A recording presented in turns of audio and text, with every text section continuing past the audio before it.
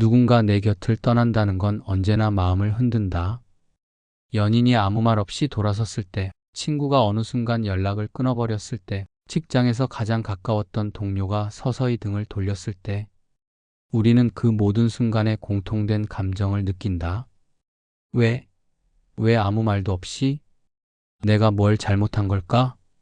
그리고 마침내는 어떻게든 다시 붙잡을 순 없을까? 라는 마음이 올라온다. 이런 순간은 누구에게나 익숙하다.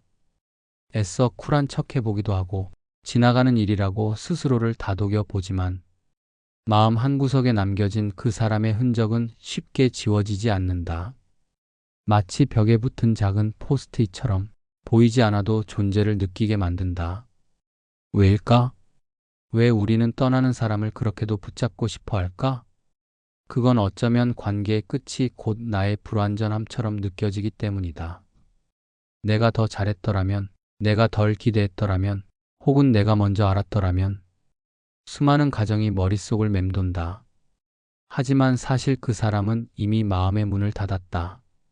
떠나간 사람을 붙잡으려 애쓰는 동안 우리는 자신을 점점 작고 초라하게 만들어버린다.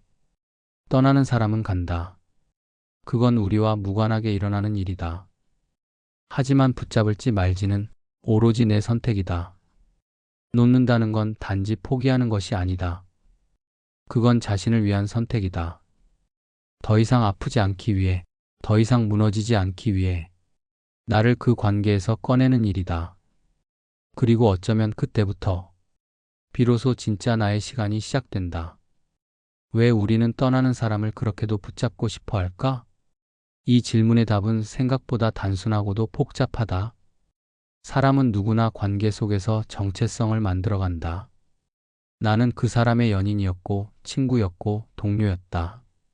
그 관계가 끊어졌을 때 우리는 단지 그 사람을 잃는 게 아니다.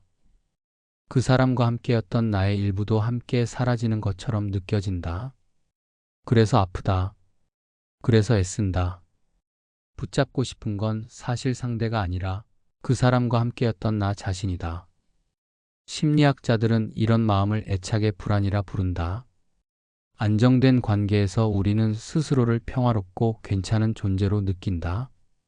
그러나 그 관계가 흔들릴 때 우리는 스스로의 가치를 의심하게 된다. 내가 부족해서 그 사람이 떠난 걸까? 다른 사람이었다면 더 붙잡고 싶었을까?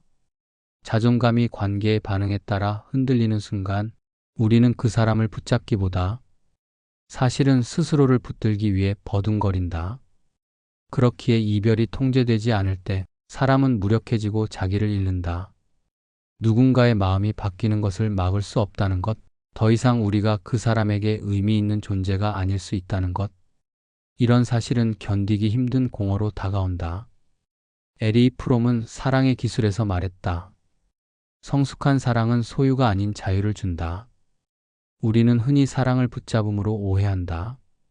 사랑하니까 곁에 있어야 하고, 사랑하니까 나만 바라봐야 하며, 사랑하니까 떠나서는 안 된다고 믿는다. 하지만 프롬은 말한다. 진정한 사랑은 상대를 자유롭게 놓아줄 수 있는 용기에서 비롯된다고. 소유하려는 사랑은 불안을 낳고 자유를 주는 사랑은 성장과 평화를 낳는다. 그러니 누군가를 진심으로 사랑했다면 그 사람이 떠날 자유도 허락해줘야 한다. 그 선택을 존중하는 것은 내가 누군가의 존재를 진정으로 이해했다는 증거다. 키에르케고르는 또 다른 방식으로 이 질문을 던졌다. 그는 진짜 나로 살아가는 것이 실존의 핵심이라 말한다. 관계 속에서 진짜 내가 존재할 수 있는가? 타인의 존재가 사라졌을 때 나는 여전히 나로 남을 수 있는가? 그렇지 않다면 그 관계는 나를 드러낸 것이 아니라 나를 감춰온 것일지도 모른다. 그러니 어떤 이별은 나를 다시 나로 되돌리는 기회가 된다. 다만 그 과정은 아프고 혼란스럽다. 붙잡고 싶고 울고 싶고 때로는 스스로를 책망하게 된다. 하지만 그 모든 감정 또한 내가 누군가를 깊이 사랑했고 진심을 다해 관계를 살아냈다는 증거다. 그러니 자책하지 말자. 그저 지금 그 감정을 있는 그대로 인정하는 것으로 충분하다. 이제 남은 질문은 이것이다. 그 사람이 떠난 후에도 나는 나로서 살아갈 수 있는가? 이 질문에 그렇다고 말할 수 있을 때 비로소 우리는 집착이 아닌 자유로서, 상실이 아닌 성숙으로서 이별을 마주할 수 있게 된다. 그리고 그때부터 우리의 철학은 조금 더 단단하고 우리의 마음은 한층 더 깊어진다. 놓는다는 건 패배일까? 아니면 해방일까? 우리는 종종 무언가를 놓을 때 지는 느낌을 받는다. 그 사람을 끝까지 지키지 못했어. 내가 먼저 손을 놨어. 이런 말들이 떠오를 때 우리는 놓는 행위를 곧 포기로 받아들인다. 하지만 철학은 말한다. 진정한 자유는 붙잡음이 아니라 놓음에서 시작된다고. 17세기 철학자 스피노자는 자유를 이렇게 정의했다. 자유란 외부의 감정이나 충동에 흔들리지 않고 자기 자신의 이성에 따라 살아가는 상태이다. 즉, 누군가 나를 떠났을 때 내 감정이 무너지며 함께 끌려가는 게 아니라 그 감정을 알아차리고 이해하고 그로부터 자유로울 수 있는 상태가 진짜 자유라는 것이다. 여기서 중요한 건 감정을 억누르는 것이 아니다. 화나면 화났다고 인정하고 슬프면 슬프다고 알아차리는 것이다. 다만 그 감정에 휘둘리지 않는 것, 내 감정의 주인이 되는 것, 그게 바로 정서의 인식이 만든 자유이다.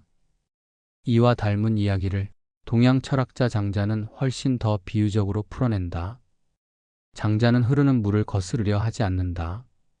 그는 무의를 말한다. 아무것도 하지 않는 것이 아니라 억지로 뭔가를 하려 하지 않는 것이다. 장자의 말 중에 이런 구절이 있다. 물은 스스로 흘러갈 길을 알고 있다.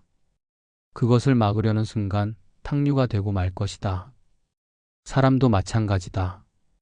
떠나려는 사람을 억지로 붙잡으려 할 때 관계는 탕류처럼 탁해지고 흐트러진다.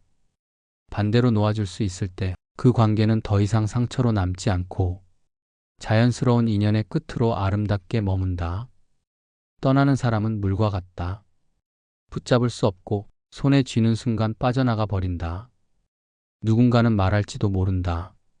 그렇게 다 놓기만 하면 결국 혼자 남는 거 아니냐고. 하지만 정말 그럴까?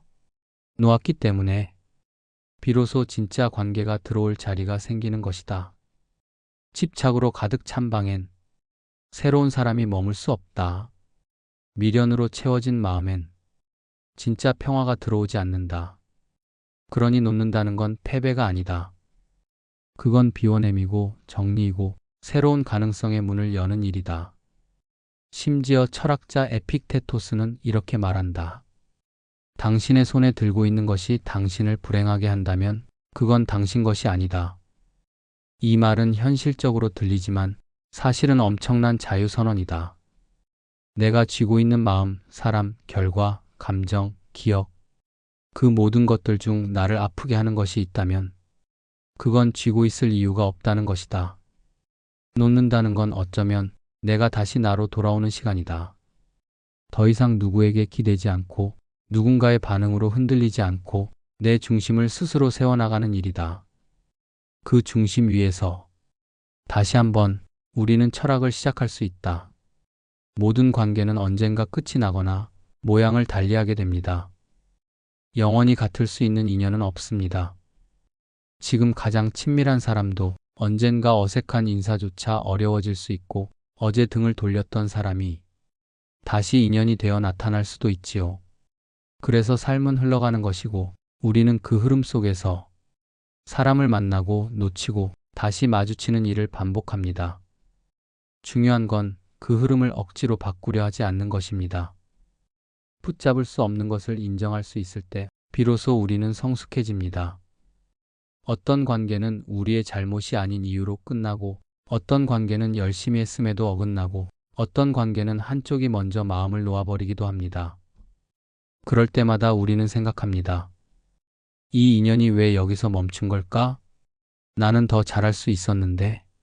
하지만 인연이 멈추는 건 어쩌면 서로에게 필요했던 시간이 그만큼으로 충분했기 때문인지도 모릅니다. 어떤 사람은 내 삶에 머물러야 할 전체가 아니고 그저 내 인생의 한 챕터에 등장했던 한 문장일 수도 있습니다. 그 문장이 끝났다고 해서 책이 끝난 건 아니지요. 이제는 다음 페이지를 넘겨야 할 시간입니다.